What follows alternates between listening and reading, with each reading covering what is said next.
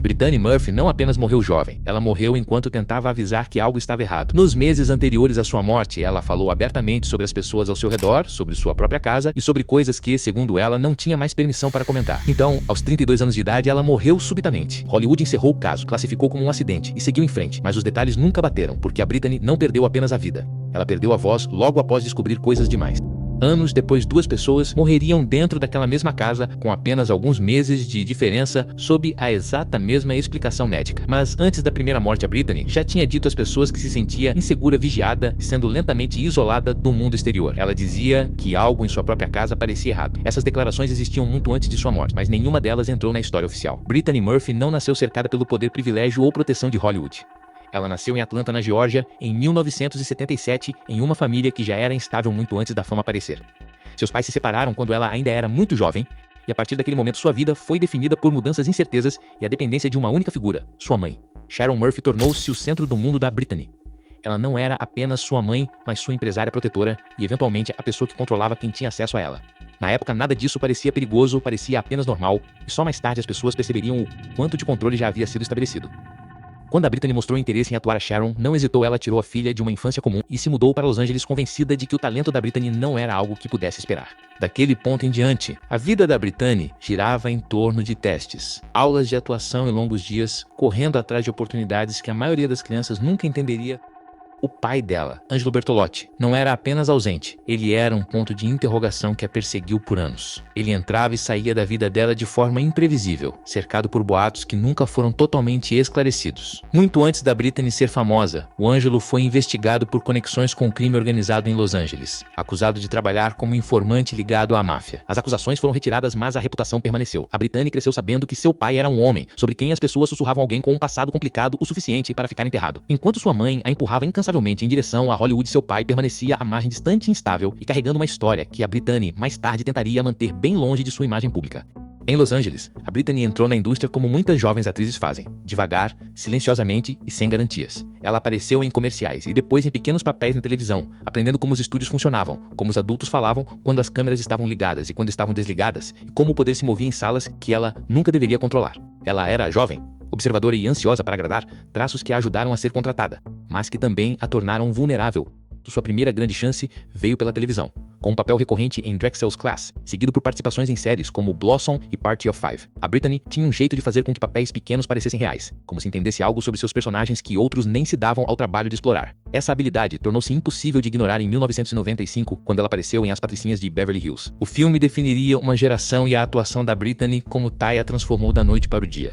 Ela não era a protagonista perfeita. Ela era confusa, insegura, barulhenta e dolorosamente humana. O público se conectou com ela imediatamente, e Hollywood também notou. Depois de As Patricinhas de Beverly Hills, a carreira da Brittany acelerou rapidamente. Ela passou das comédias adolescentes para projetos mais sombrios e exigentes. Filmes como Garota Interrompida, 8 Mile, Rua das Ilusões e Nem Uma Palavra mostraram um lado diferente do seu talento. Ela conseguia ser frágil sem ser fraca, intensa sem ser teatral. Os diretores confiavam nela para interpretar personagens emocionalmente instáveis, porque ela entendia a instabilidade por dentro. No início dos anos 2000, a Brittany Murphy estava em todos os lugares.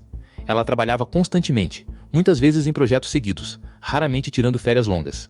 Por trás desse ritmo, no entanto, sua base pessoal continuava frágil.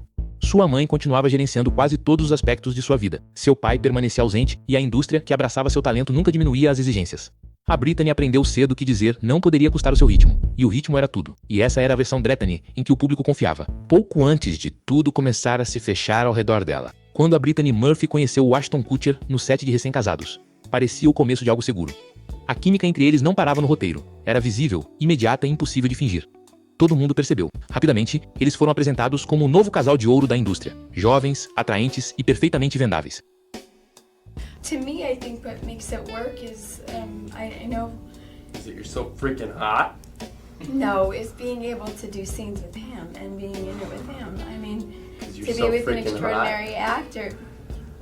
Stop Sorry, it go now, ahead. silly goose. And Sean Levy, the director, really, really fabulous He was fantastic to work with. We really just had a very joyous experience. Por trás das fotos sorridentes nos bastidores e das entrevistas divertidas, algo mais estava se formando. O Ashton Kutcher não era apenas mais um ator em ascensão. Ele já estava profundamente conectado aos círculos mais exclusivos do entretenimento. Não apenas celebridades, mas pessoas influentes do círculo interno. Gente que não precisava de publicidade para ter poder. Através do Ashton, a Brittany foi apresentada a esse mundo. Reuniões particulares, eventos de portas fechadas, ambientes muito distantes do set de filmagem e tapetes vermelhos. E dentro desses círculos estava Sean Diddy Combs, o mesmo homem que, anos depois, enfrentaria algumas das acusações mais perturbadoras que Hollywood já viu. A conexão entre o Ashton e o Diddy não era superficial. Eles eram vistos juntos repetidamente, não apenas em eventos públicos, mas em ambientes privados e de negócios. Pessoas próximas afirmariam mais tarde que essas conexões se estendiam à organização de festas que iam muito além do que a palavra festa costuma sugerir. O Ashton, o astro carismático de Dead 70 Show, tinha um pé firme no lado sombrio da indústria, e a Brittany, sem perceber totalmente, estava entrando nesse mundo com ele. O que começou como um romance de alto perfil terminou abruptamente. Com apenas 5 meses de namoro, surgiram notícias de que o Ashton a teria traído com a Demi Moore. Isso foi apresentado como o fim da história. Mas, de acordo com pessoas próximas à Brittany, esse não foi o verdadeiro ponto de ruptura. Eles afirmavam que a Brittany tinha começado a notar coisas que não pareciam certas. Comentários, comportamentos, ausências repentinas de situações que levantavam perguntas que talvez ela não devesse fazer. E é aqui que a história fica desconfortável. Após a morte da Brittany, o Ashton Kutcher permaneceu em silêncio, não apenas calado, mas ausente. Ele evitou falar publicamente sobre ela, nunca ofereceu reflexões detalhadas sobre o relacionamento, nem tributos emocionados, nem explicações reais. Para muitos, esse silêncio pareceu estranho, especialmente quando começaram a circular rumores de que a Brittany poderia saber demais sobre o que acontecia naqueles ambientes privados que o Ashton e o Diddy compartilhavam. Algumas fontes afirmaram que o Ashton foi uma das primeiras pessoas a introduzir a Brittany nesses círculos, não porque ela pediu para estar lá, mas porque confiava nele. E uma vez que ela entrou naquele mundo, não havia uma saída limpa. Então a pergunta permanece: se a Brittany realmente viu algo que não deveria ter visto, foi apenas coincidência que, após o término com Ashton, sua carreira começou a desaparecer? Foi apenas um relacionamento que não deu certo? Ou foi o primeiro passo em direção ao isolamento, a paranoia e por fim a tragédia? Foi durante esse período mais calmo, após o término com o Ashton, e enquanto sua carreira começava a perder força, que a Brittany conheceu o Simon Monjack. O Simon não era ator, não era uma estrela. Ele se apresentava como roteirista, produtor, um homem com contatos, inteligência e uma compreensão profunda de como Hollywood realmente funcionava. Comparado aos homens focados na imagem com quem a Brittany tinha saído antes, o Simon parecia diferente.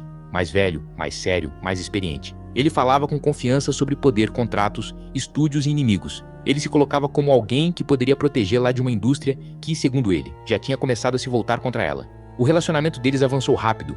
Muito rápido. Em questão de meses, o Simon tornou-se uma presença constante na vida da Brittany. E pouco tempo depois, eles se casaram. Para o mundo exterior, pareceu repentino.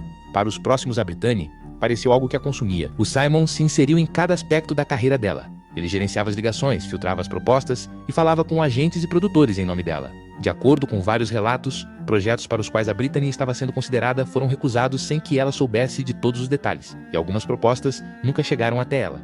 Quando surgiam dúvidas, o Simon dizia que era para protegê-la, afirmando a Brittany que certas pessoas não eram confiáveis, que alguns sets eram perigosos e que alguns produtores tinham más intenções. Ao mesmo tempo, o Simon reforçava a ideia de que a Brittany estava sendo alvo de perseguição, que as pessoas falavam dela e que Hollywood queria controlar sua imagem ou puni-la por sair da linha. Foi aí que a narrativa pública sobre a Brittany começou a mudar. Os convites para filmes pararam, boatos se espalharam, e a indústria a rotulou como instável, sem nunca apontar um único incidente concreto. As entrevistas tornaram-se raras e as aparições limitadas. Quando a Brittany falava, suas palavras eram frequentemente filtradas pela presença do Simon, pelas suas explicações, pela sua forma de contar os fatos. Quando a Brittany começou a expressar preocupação sobre estar sendo vigiada, sobre sua saúde e sobre ameaças invisíveis, ela já vivia em um ambiente rigidamente controlado, onde a informação fluía em uma única direção e o apoio vinha sempre da mesma fonte. Do lado de fora, tornou-se fácil ignorá-la, reduzir tudo à ansiedade, rotulá-la como frágil e parar de fazer perguntas difíceis sobre quem se beneficiava com o seu silêncio, o seu isolamento e o seu desaparecimento da indústria. Porque uma vez que a Brittany se casou com Simon Monjack, ela não apenas se afastou de Hollywood. Hollywood se afastou dela após o casamento. A trajetória da carreira dela mudou de um jeito impossível de ignorar. Até aquele momento, ela trabalhava constantemente, se não em grandes projetos de estúdio, pelo menos de forma estável. Papéis apareciam, roteiros eram enviados e reuniões aconteciam. Após o casamento, esse ritmo caiu drasticamente. Projetos fracassavam no final do desenvolvimento, o financiamento sumia e alguns filmes eram anunciados e depois abandonados silenciosamente. Outros eram finalizados e nunca lançados adequadamente. Nos bastidores, os produtores descreviam o mesmo obstáculo, o acesso. Eles não diziam que a Brittany recusava papéis, diziam que a comunicação era complicada, que as negociações eram repentinamente desviadas para o Simon, que os contratos travavam e que as reuniões ficavam tensas. Em vários casos, as produções seguiram em frente somente após substituí-la completamente. Ao mesmo tempo, Simon começou a se apresentar como empresário, protetor e porta-voz da Brittany. Ele cuidava das ligações, respondia e-mails e tratava as decisões como mútuas, mesmo quando a própria Brittany não estava presente. Apesar de anos de trabalho bem-sucedido, as finanças da Brittany pioraram rapidamente. Surgiram disputas legais, cobradores apareceram e processos foram abertos contra o Simon por dívidas não pagas e investimentos enganosos. Esses problemas já existiam antes da Brittany entrar na vida dele, mas depois do casamento, tornaram-se inseparáveis do nome dela. Problemas de saúde surgiram em paralelo. A Brittany reclamava repetidamente de problemas respiratórios, cansaço e infecções recorrentes. Ela ficava doente com frequência, não de forma dramática, mas persistente. Visitas ao médico aconteciam e depois paravam, tratamentos mudavam e receitas médicas se acumulavam. Não havia uma supervisão médica constante. Segundo relatos posteriores, as preocupações com a saúde dela eram minimizadas dentro de casa. É aqui que o pai dela volta a ser relevante de forma concreta. O Angelo Bertolotti não foi reinserido emocionalmente de repente, ele ficou preocupado porque a comunicação foi cortada. Quando ele conseguiu ver a filha, notou um declínio físico e confusão em relação aos cuidados médicos dela. Ele questionou por que ela parecia cada vez mais dependente do Simon para decisões básicas, inclusive de saúde. Essas preocupações explodiram após a morte da Brittany. Em 20 de dezembro de 2009, a Brittany Murphy desmaiou no banheiro de casa. O resgate foi chamado, mas ela foi declarada morta pouco depois de chegar ao hospital. A causa oficial listou pneumonia, anemia severa e uma mistura de medicamentos controlados. O Simon permaneceu na casa. Nas semanas seguintes à morte, ele deu entrevistas, rejeitou sugestões de problemas ambientais, descartou preocupações com mofo e insistiu que a Brittany estava frágil, estressada e sobrecarregada. Ele defendeu publicamente a decisão oficial enquanto, privadamente, continuava vivendo no mesmo ambiente. What do you think is the biggest misconception about you? Well, I'm often referred to as a criminal without a criminal record, which is quite funny. I woke up the morning after my wife died and there was a thing saying murderer. Calling you a murderer? Yeah, that I murdered my wife. You never saw, in the years that you were with Brittany, ever saw her use illegal drugs? Absolutely not, and nor did anyone else. Did she ever abuse prescription drugs? No. 5 meses depois, o Simon Monjack foi encontrado morto naquela mesma casa. O diagnóstico foi o mesmo, pneumonia e anemia severa. Só então, as autoridades levaram a propriedade a sério. Testes confirmaram uma contaminação extensa por mofo em toda a casa, condições consistentes com doenças respiratórias crônicas. Especialistas afirmaram mais tarde que a exposição prolongada poderia enfraquecer o sistema imunológico, especialmente em pessoas já debilitadas fisicamente. O Angelo Bertolotti exigiu mais investigações, contestou a cronologia dos fatos, questionou a supervisão médica e apontou que 2 adultos haviam morrido de causas quase idênticas no mesmo ambiente em questão de meses. Ele argumentou que o caso da filha tinha sido encerrado cedo demais. We appreciate you being with us because this is really shocking to a lot of people, hearing that you believe that she was poisoned. Mr. Bartolotti, why do you believe that? Why do you think that she was poisoned? Well, it's very suspicious, and I read the reports on the toxicology reports, and everything sounds very more or less suspicious. And I feel she was poisoned. There's no question about that. And I feel she was murdered. Angelo, do you suspect somebody responsible for poisoning her? And who? No, I don't. I don't suspect anyone. Actually, I do really, but I rather not speak about that. The question is, the fact is that she was poisoned and she was murdered, as far as I'm concerned.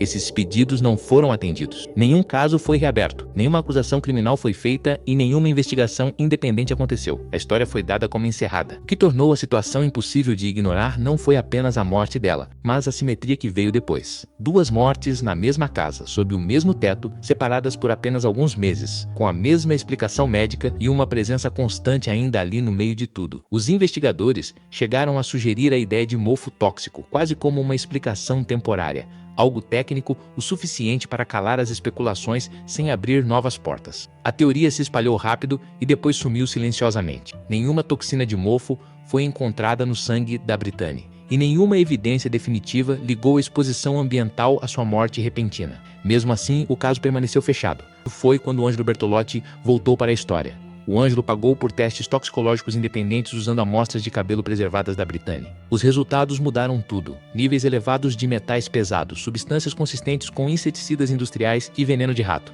Nada que fosse causado por estresse, nem explicado por medicamentos controlados. Era algo que se acumula lentamente, enfraquece o corpo com o tempo e deixa poucos rastros se ninguém pensar em procurar. A autópsia oficial nunca testou metais pesados. De acordo com o protocolo, esses testes só são feitos quando há suspeita explícita de envenenamento. O problema com essa lógica é simples. A Brittany tinha dito explicitamente que acreditava estar sendo envenenada. Ela expressou medo e descreveu sintomas físicos que não batiam com uma doença comum. Nada disso foi considerado suficiente para justificar testes mais profundos. O Ângelo acusou publicamente o sistema de proteger alguém. Ele não disse quem, não precisava. Ele apontou para o comportamento das pessoas, para a pressão, para a pressa com que o caso foi encerrado e para o fato de que a Brittany tinha reescrito seu testamento pouco antes de morrer, deixando tudo para a mãe, apesar de falar sobre planos de se mudar para Nova York com Simon e começar uma família. Apontou para o fato de a Sharon ter leiloado os pertences pessoais da Brittany, incluindo itens íntimos e o seu passaporte, apenas alguns meses após sua morte, e para o fato de a Sharon ter continuado morando na mesma casa com Simon até que ele também morresse lá. As autoridades responderam atacando a credibilidade do Ângelo, argumentando que os metais pesados poderiam vir de cosméticos ou tratamentos capilares, e rotularam suas afirmações como irresponsáveis. Nenhum caso foi reaberto. O Ângelo morreu em 2019 sem respostas. Mas antes de morrer, deixou sua posição clara. Ele acreditava que sua filha tinha sido silenciada, não por uma doença, mas pelo que ela sabia. Essa crença ficou ainda mais sombria quando outro nome entrou na conversa. Kim Porter. A Kim Porter não era uma figura desconhecida. Ela era modelo, atriz e parceira de longa data de Shondiri Combs. Ela estava profundamente inserida nos mesmos círculos sociais de elite que a Brittany frequentou anos antes. A Kim conhecia a versão privada daquele mundo, as festas, os relacionamentos e a dinâmica de poder por trás das portas fechadas. Em 2018, a Kim Porter morreu subitamente. Pneumonia. O mesmo diagnóstico, o mesmo declínio rápido, o mesmo encerramento rápido do caso. Relatos posteriores sugeriram que a Kim estava expressando medo antes de morrer, dizendo que se sentia vigiada e insegura. As semelhanças eram impossíveis de ignorar. Duas mulheres, ambas ligadas a homens poderosos, ambas se distanciando, ambas expressando medo e ambas morrendo subitamente de pneumonia, sendo jovens e fisicamente saudáveis. Em ambos os casos, as famílias levantaram preocupações. Em ambos os casos, essas preocupações foram ignoradas e o sistema seguiu em frente. A história parou de parecer coincidência e começou a parecer um padrão. O fio condutor em ambas as vidas era o silêncio dos homens que poderiam ter esclarecido tudo. O Ashton Kutcher nunca ofereceu um relato detalhado do seu tempo com a Brittany, nem reflexões, nem cronologia, nem explicações. O Didi nunca abordou publicamente suas conexões com a Brittany ou com a Kim de forma significativa. Em Hollywood, o silêncio nesse nível raramente é acidental, é estratégico. Fontes próximas afirmaram que a Kim Porter estava trabalhando em um livro, um relato detalhado do que tinha visto dentro do mundo privado onde viveu por anos. Nomes, eventos, rituais disfarçados de festas e o poder exercido através do acesso e do medo. Esse livro nunca foi lançado. A Kim morreu antes de terminá-lo. Afirmações semelhantes surgiram sobre a Brittany. Relatos sugeriram que ela tinha começado a fazer perguntas, a ligar os pontos e a perceber que os ambientes onde antes entrava casualmente não eram o que pareciam ser. Que o custo de ver demais era ser lentamente cortada, isolada, enfraquecida e desacreditada. Hollywood prefere histórias limpas. Doença, estresse, tragédia, qualquer coisa que não exija responsabilidade. A morte da Brittany Murphy foi embalada dessa forma e selada antes que as perguntas pudessem se espalhar. O que resta não é uma prova, é algo mais pesado. Um padrão de silêncio que se repete. Um sistema que se protege deixando o tempo apagar o desconforto. E quanto mais tempo esse silêncio dura, mais claro fica o porquê de a voz da Brittany ter tido que desaparecer primeiro. Diferente desses atores, que acabaram sendo odiados por todos porque falaram demais.